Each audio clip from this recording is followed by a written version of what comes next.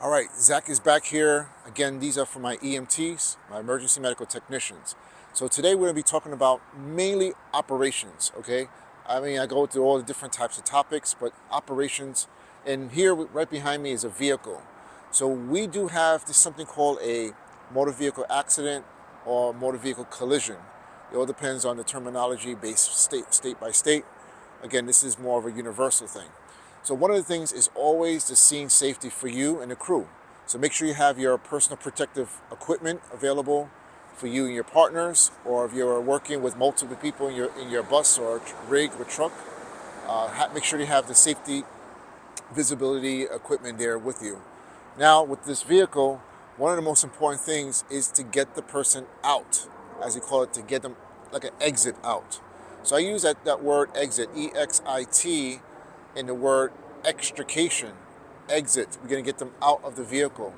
So there's different scenarios in which the patient could be stable or unstable. All right. So those are some of the things that we're going to really look at here in this particular segment of this video is the extrication. And number one, we want to make sure that the scene is safe for you to approach. Number two, if you're not able to get access inside to the patient to assess the patient, then we're just going to do something very simple. All right, this is called simple access. Simple access, is as simple as it is, watch this, is the door. You have to open the door. Okay, that's the first thing. Most people want to break things and all these other stuff, but no. At this point of the game, depending on the mechanism of injuries, as we spoke about this earlier, on the type of injuries, or what's really going on in the scene, we're playing this scenario as we're going to the scene. All right, as EMTs, as other providers, we are always thinking the worst case scenario. But here it is, we're on the scene, we have our resources there. So our resource is going to be one. So we're going to have like a rescue team, as well as, if depending on the agency and how you guys collaborate in these situations. So most of all is safety. Now the first thing I want to do is make sure I have my equipment on and my proper BSI and everything else, as you guys know that term, or body substance isolation or standard precautions. Okay, we're going to go for the doors to get access. If we can't get access to the doors, if the patient is somewhat responsive, I'll have them say, well, I'll tell them, open the door. That's the simple access. All right, we're going to go around to each door. If not, my partner's going to be working with me. And once we find that this is locked, we can't get in, patient is unresponsive, then we proceed to the next step. The next step is very simple. We got 4 windows. We got a lot of different access points here.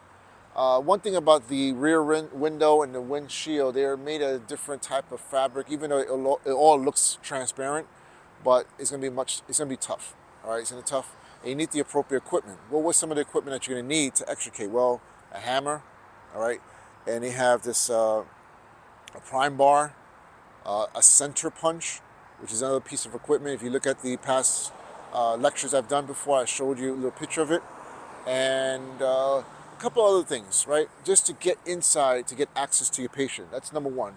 All right. One of the things I do want to stress is that when you're going to hit the window or break the window just to open the door to get access to the patient, you really want to focus on the corners. Those corners are very crucial. Those are the areas where it's weak. This is where we can hit that with the prime bar or the center punch, and guess what happens? It opens, it just shatters, okay? But once you go directly to the middle, it's gonna be a little problem, all right? So go to the corners and get access to the patient. Very important to do that. Now, let's just say we cannot get that.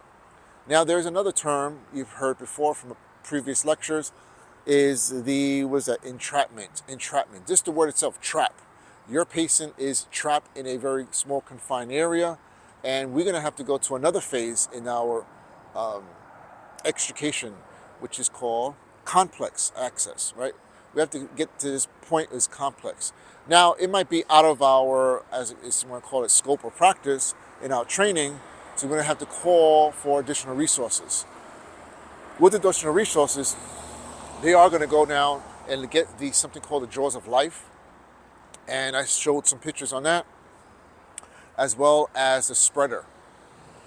This is where they're going to start going in there, digging in there, and actually clipping the car like a pair of scissors, like literally, but it has their durability, it's special training for this, and they're gonna get access to this patient.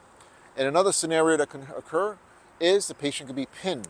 The word pin means, I'm not sure if you guys understand, what pin means is where the patient, let's say the dashboard or the seat itself is crushing the patient's legs.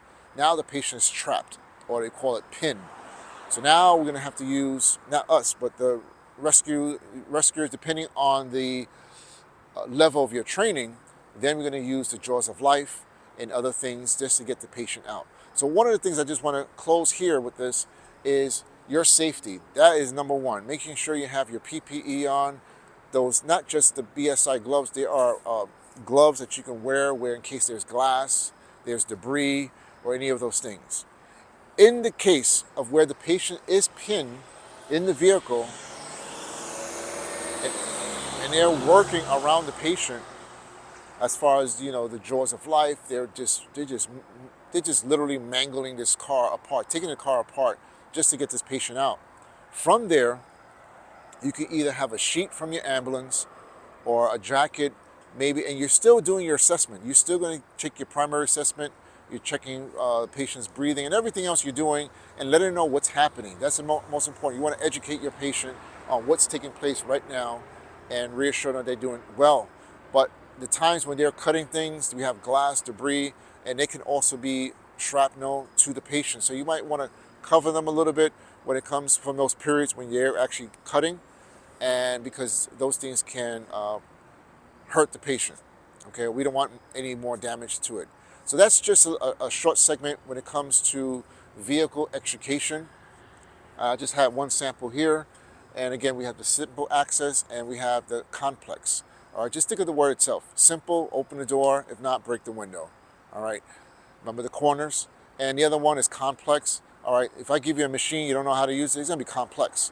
So again, you have specialized training from these particular rescuers that will go in there and get the job done. That's all it is. Our number one priority is patient care, patient care, patient care. That's what we're called to do as emergency medical technician. As a technician, we know our stuff, all right? So I'll see you then for the next video until we get another topic, and let's get going. So if you have any questions, just hit me up on the comments, or you know where to reach me. All right, see you then.